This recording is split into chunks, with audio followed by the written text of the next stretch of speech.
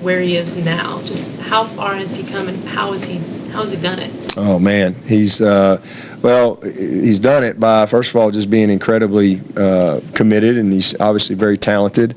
He had a very good year last year.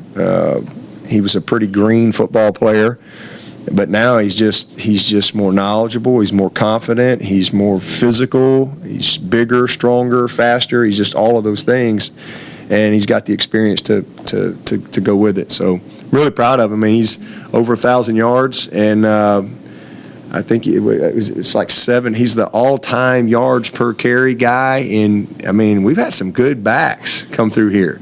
And he's just, he just kind of quietly does it. Like last year, I think he broke Spiller's freshman record. Spiller was a pretty good freshman around here. And I think back when Spiller was here, and it was like, oh, my God. I mean, he's one of the best football players I've ever seen on a field, ever, even to this day. But he was kind of loud in how he did it. He wasn't loud but he just was loud in how he did it on the field. I don't know. Maybe it was just different at the time. But whereas Travis is, you just look up and you go, well, dang. He's over 1,000 yards and averaged 7.9 a carry. He's been here a year. And you're like, man, he's just, I don't know, he's just a little, it just sneaks up on you. I don't know how else to describe it, but he's special. He's a special talent, and he's earned it. I mean, that's some pretty gaudy numbers, what he's done in however many games he's played in. And I don't think he's going to get worse. I think he's going to continue to improve and get better. And we're really fortunate to have the guys we have. You look at some of these better teams out there, and they got 2 and 3 backs that they're playing and rolling in there, and somebody gets the hot hand. Travis is a guy that if he touches it enough, something good's going to happen. So I'm really proud of him, and I think that coming out of the first quarter, I really like where he is right now, and I think he's going to have a tremendous year for us. Coach, you mentioned in the beginning of the press conference about applying the lessons learned. Just what have you learned about your team through the first quarter of the season? Well, I've learned that they care. This is a team that cares. This is a team that wants to be great. This is a team that takes coaching, and they've accepted the challenge. We've got to be a little more detail oriented in certain areas. I think that I've seen a team that's got the leadership that it takes. Just some very committed guys, man. Some very committed guys. And even though we're 3-0, nobody's in here singing Kumbaya. We celebrate the win. We're excited about that. But man, we all watch the tape, and we all know that we can get better, and that we will get better, and we need to get better in certain areas, and not major things, just the little things. I think that's the other thing our guys have bought into. Little things lead to big things. It's not the other way around. You don't all of a sudden start doing big things, and then you're like, all right, well, then that leads to the little things. It's the exact opposite.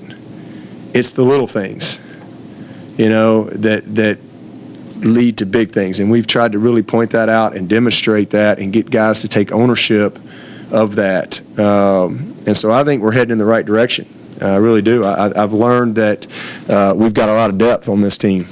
I thought that coming in, but I need some video evidence. I need to see it happen on the field, and I've seen it. I mean, we're very confident in the depth of our team and the guys that can go in and play winning football for us. And I've confirmed that we got quarterbacks that can play in any situation, that can win for us. So there's been a lot of positives. I've learned that we've got a kicker that can kick it out of the end zone pretty consistently, and I'm excited about that. So there's a lot of good things. I've learned a lot about our freshmen, some of these freshman guys that you think but you need to really kind of see it, and I've learned a lot about them. But we're heading in a good spot. Dabo, not just here, but elsewhere in college football, do you think the move to more RPO offenses means less, fewer shifts, fewer jet motion type plays, I guess, so you can get a look at what you're seeing as a No, not necessarily. No, I think the RPO stuff's just more reflection of shotgun. How you gonna have play action? When you're under center, it's hard to run RPOs when you're running play action. You know what I'm saying? And have your eyes on the things that it's just a more reflection of being in the shotgun, and then those zone read principles where you're reading, whether it's first level, second level, third level. It's harder to do that when you're under center. I don't think the motion has anything to do with it. I mean, motion you can use it to your advantage, or if you feel like that you don't need it that particular week or whatever, you may not see as much of it. But it's just the RPO stuff is just a evolution of zone read, and defense is getting good, and offense is having to make some adjustments. It's play action. That's all it is. I mean, it's just old-fashioned, back in the day, 144 and 145, sprint draw, eye backs, turn, here we go, suck them all up in. Then you get your eyes downfield and you throw the play action passes. Create space with that. Now you're not under center. So your run game, you try to marry things off your run game. Any good football team that wants to try to run the ball, you have to protect your runs with your play action game. Whether it's a guard pulling or it's off your zone, you're a zone team and a zone read team. So now you're going to have some things built in, some bait routes, some third level reads where you're keying safeties. When you give the same presentation of the zone read, but you're really keying a safety, and things just happen. The offensive line don't know. They just think you're running the ball. But you have to have a way to teach them through code words or whatever it may be, so that they know hey, they can't be downfield, because that's a big emphasis.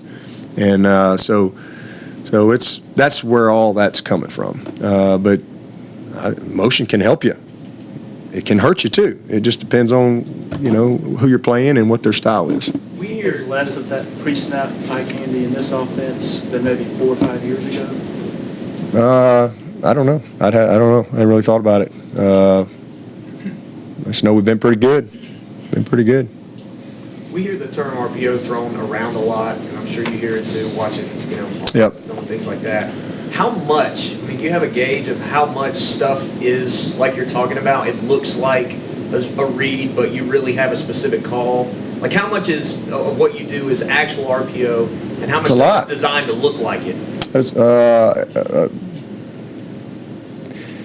We try to marry as many things as we possibly can, but a lot of the stuff is not really called as an RPO. It's just your run game, and there's just things that are built into the run game that just happen. That's the quarterback managing the game. You might get something on the edge, and that's just like a toss sweep without having a toss sweep. But it's got to be at the right times, and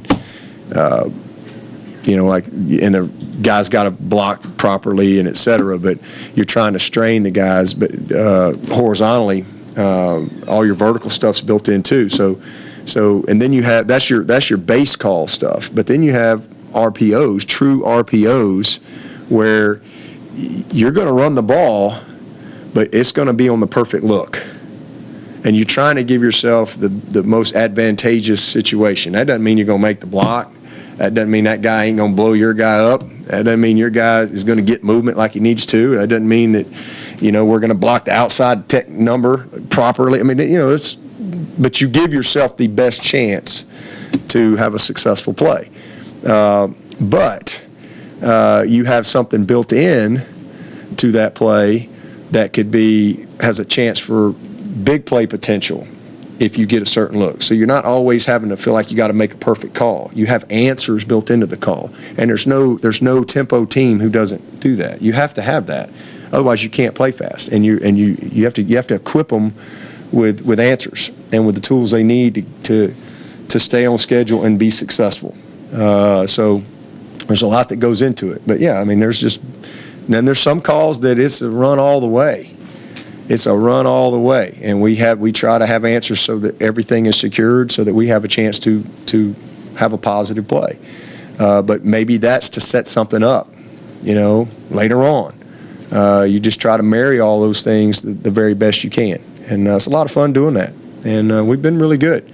But it's players make plays. Players make plays. As coaches, we just try. Our job is to give them a chance to be successful, and give them answers. We don't have answers for them. They ain't listening to you. Make sure we got answers, and give them the best chance to be successful. Give them an opportunity to make plays, and we've done that. We've done that. We've won a lot of games around here with a bunch of different players. So. I think we're certainly not perfect, but I think we've week in and week out, for the most part, have done a pretty good job of giving our guys a chance to be successful. And when we don't, we come back in, we own that, and we evaluate that, and we're like, that's coaching. Or maybe sometimes they were just better. They had a better call than we had, or whatever, and just try to get better each week. Coach, you mentioned a little bit earlier that a Georgia Tech option-based offense is a little bit different than the ones you faced again.